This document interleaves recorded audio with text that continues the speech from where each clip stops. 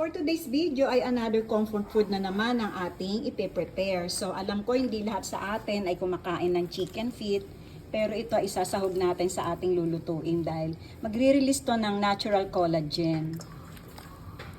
Ayan. Tsaka mas malasa po siya. Ito naman yung leeg ng manok. Alam ko ang iba hindi rin kumakain ito. Pero yan. So meron tayo dito mga aromatics. Nag-prepare na tayo ng luya. Hiniwa-hiwa na maninipis.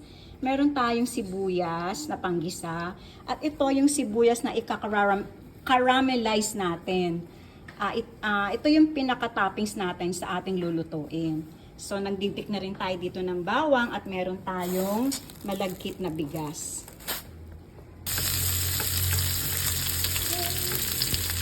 Umpisahan natin sa ating ika-caramelize na sibuyas.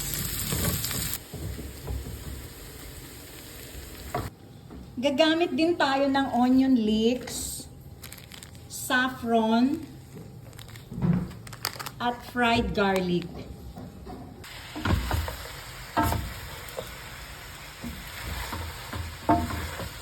Putsado na yung ating sahog, so maglalagay na tayo dito ng ating pinaka-drinks.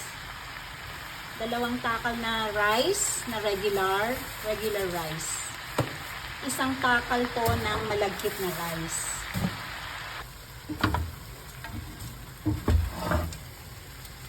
At ito naman po yung ating second dish. Meron tayo ditong kamote na hiniwa natin ng maliliit. Meron tayo ditong munggo sprouts o toge na ating pinapatiktik. Tapos meron tayo, gagamit tayo dito ng lumpia wrapper at meron tayong mga panggisa na dinikdik na bawang, sibuyas na hiniwa ng maliliit, at maglalahok tayo ng pork giniling.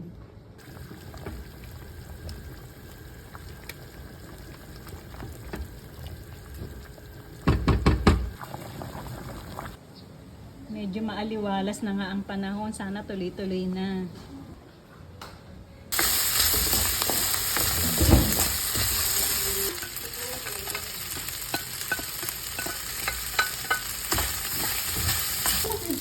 Chicken.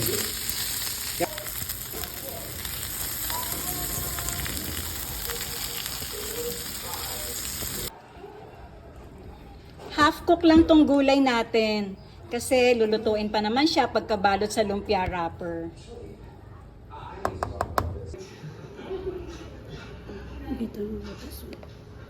Roll ko.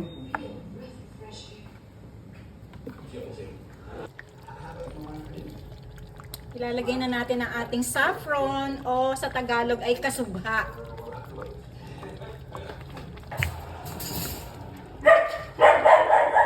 Almost done. Almost done. Tikman na natin.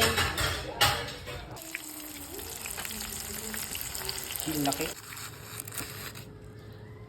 Pinatiktik muna natin yung mantika bago natin isasalangsang sa ating bandehado.